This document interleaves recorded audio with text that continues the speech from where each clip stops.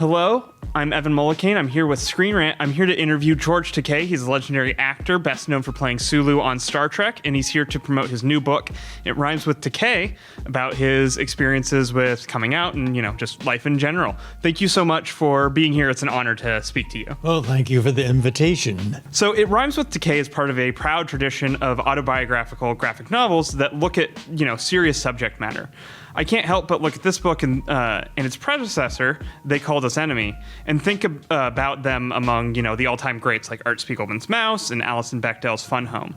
Why do you think the graphic novel is such a great place to tell such moving personal stories as, this book and your previous one? Well, I discovered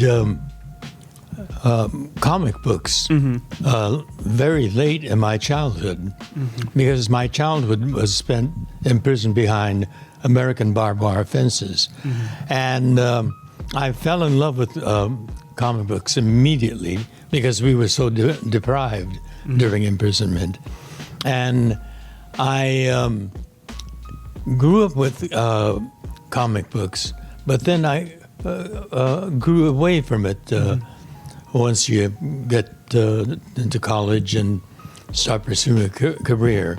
But I rediscovered it's called graphic memoir or graphic novels as a form of storytelling that can be told on many different levels.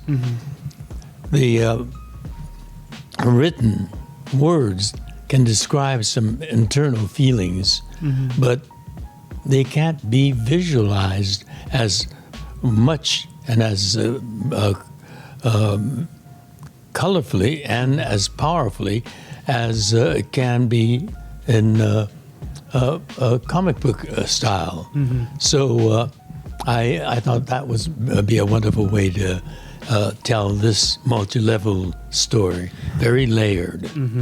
Absolutely. I think graphic novels and comics are really good at getting you into people's headspace because you're not just seeing the words, but you're also seeing, the visuals and everything. So that makes a lot of sense to me. So They Called Us Enemy was a groundbreaking work, as was your work on the musical Allegiance and season 2 of The Terror. I think for a lot of people, the Japanese internment camps feel so distant, but it's a really important chapter in, the nation's history.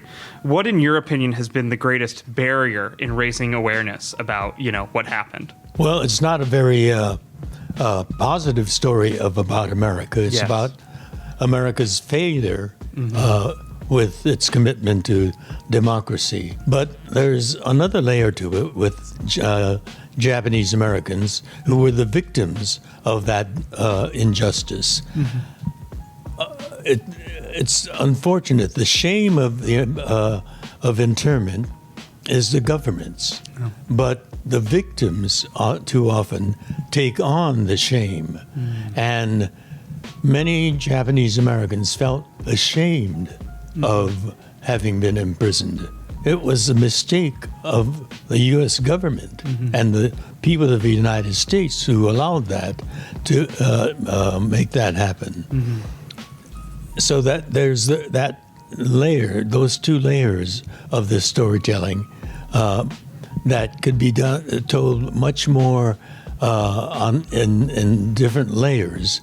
I can use the words to use the word silent harassment of the government, and we didn't respond to it, and also the silent victimization on the part of Japanese Americans when, after the war, their children may ask their parents, why were we in camp?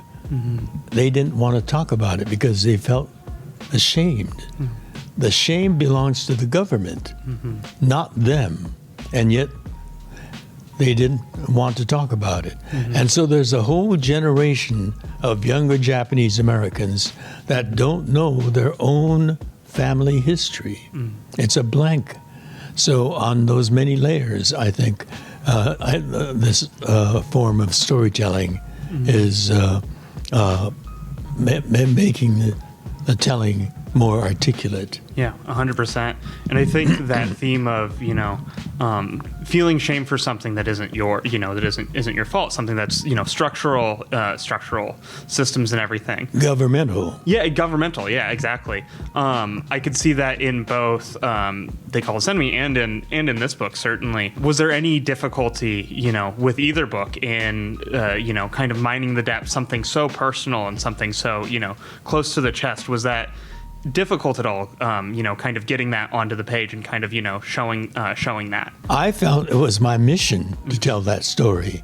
Yes, it can be challenging, and the more truthful it is, the more challenging it might be. But I had to tell that story. It is critical of our democracy that it is so fragile. It's critical of a great president.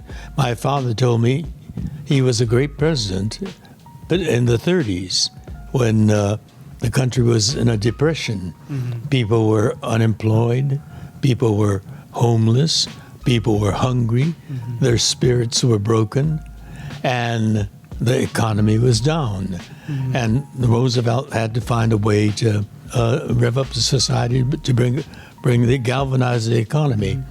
And so what he said was, there's nothing to fear but fear itself. But when Pearl Harbor was bombed, he became fearful. He saw the American West Coast as just like Pearl Harbor.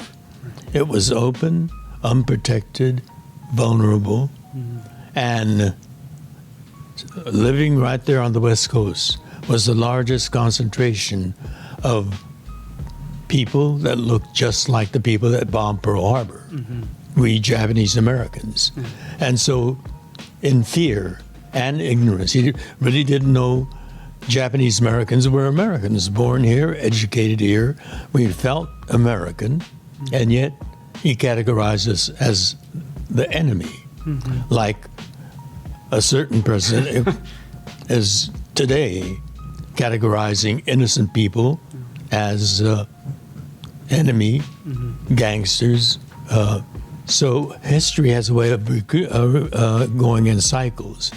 We were in the 1940s just like the enemy, and we were rounded up at gunpoint.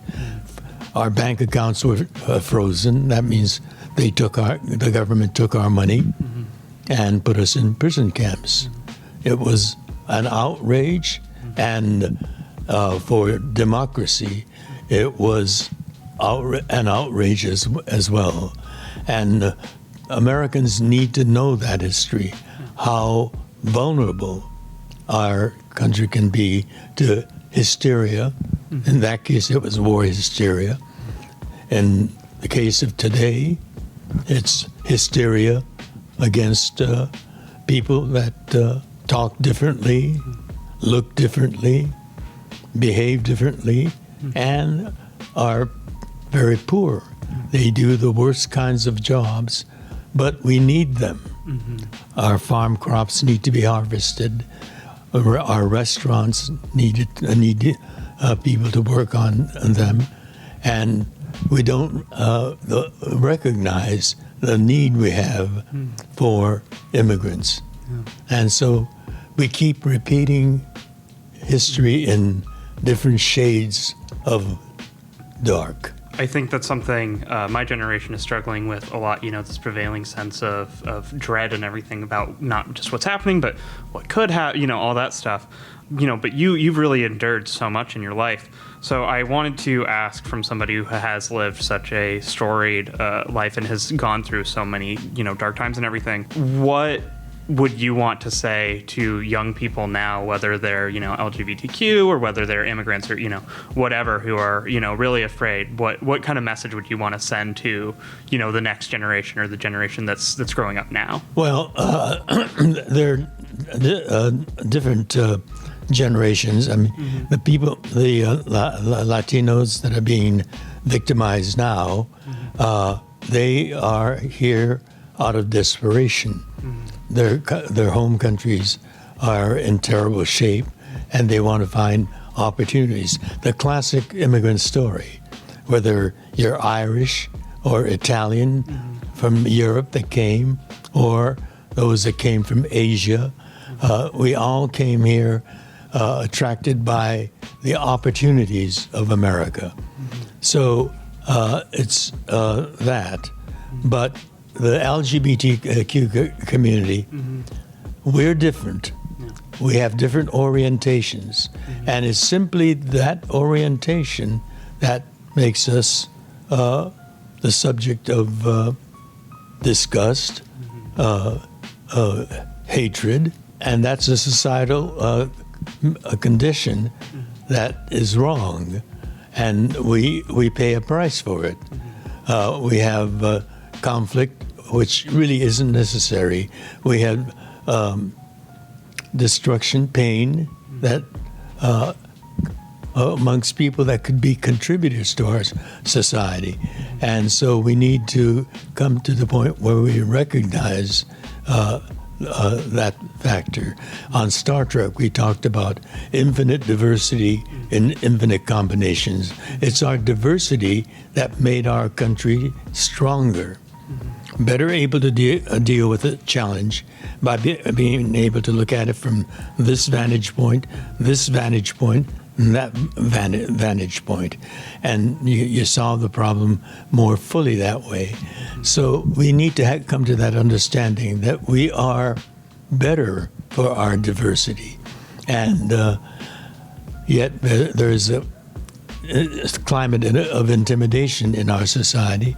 And so I'm encouraging people to come out, be truthful about your own identity, and help us change America so that America is a much more vibrant, interesting, and productive, inventive, successful society, eliminating this crazy, silly hatred without any basis. Absolutely.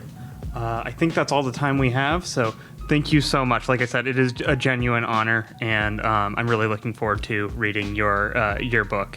So please do. It's a genuine book. Yes, absolutely, absolutely.